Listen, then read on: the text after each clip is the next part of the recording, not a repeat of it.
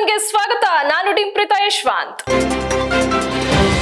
POCSO ಪ್ರಕರಣ, ಬಿಎಸ್ವೈಗೆ ಸಂಕಷ್ಟ, ವಿಚಾರಣೆಗೆ ಸಿಐಡಿ ನೋಟಿಸ್, 17ಕ್ಕೆ ಬರುವೆ ಎಂದ ಸಿಎಂ, ಹೈಕೋರ್ಟ್ಗೆ ಮೊರೆ.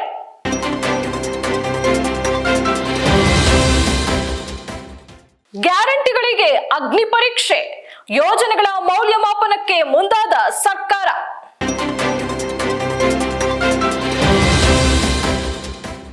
ಚಿಲ್ಲರೆ ಹಣದುಬ್ಬರ ಮೇ ತಿಂಗಳಿನಲ್ಲಿ 4.75% ಇಳಿಕೆ. ಇದು ಒಂದು ವರ್ಷದಲ್ಲೇ ಕನಿಷ್ಠ ಮಟ್ಟಕ್ಕೆ ಇಳಿಕೆ.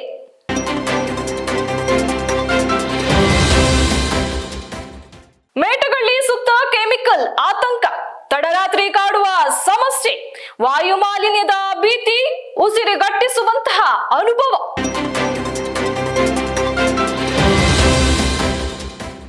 ಮುಂಗಾರು ಬೆಳೆಗೆ ವಿಮೆ ರಕ್ಷೆ, 19 ಬೆಳೆಗಳಿಗೆ ಸೌಲಭ್ಯ, ಸಂಭವನೀಯ ನಷ್ಟದಿಂದ ಪಾರಾಗಲು ರೈತರಿಗೆ ಅನುಕೂಲ.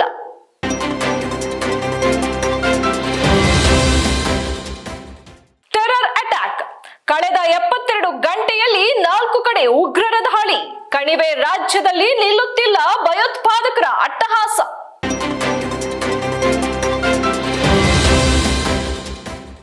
ಕುವೈತ್ ಅಗ್ನಿ ದುರಂತದಲ್ಲಿ 40 ಭಾರತೀಯರು ಸಾವು, ತಲಾ 2 ಲಕ್ಷ ರೂಪಾಯಿ ಪರಿಹಾರ ಘೋಷಿಸಿದ ಪ್ರಧಾನಿ Modi.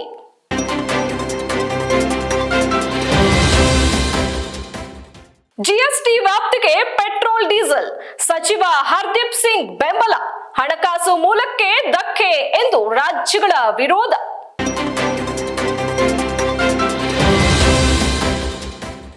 T20 world cup, America ವಿರುದ್ಧ ಭಾರತಕ್ಕೆ 7 ವಿಕೆಟ್ ಜಯ, ಸೂಪರ್ 8ಕ್ಕೆ ಲಗ್ಗೆಯಿಟ್ಟ ಟೀಂ ಇಂಡಿಯಾ.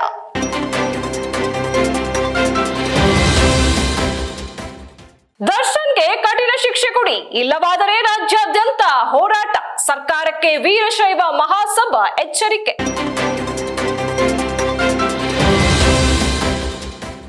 ಇದಿಷ್ಟು ಇವತ್ತಿನ ಪ್ರಮುಖ ಹೆಡ್ಲೈನ್ಸ್. ಇನ್ನಷ್ಟು ಸುದ್ದಿಗಾಗಿ ನೋಡ್ತಾ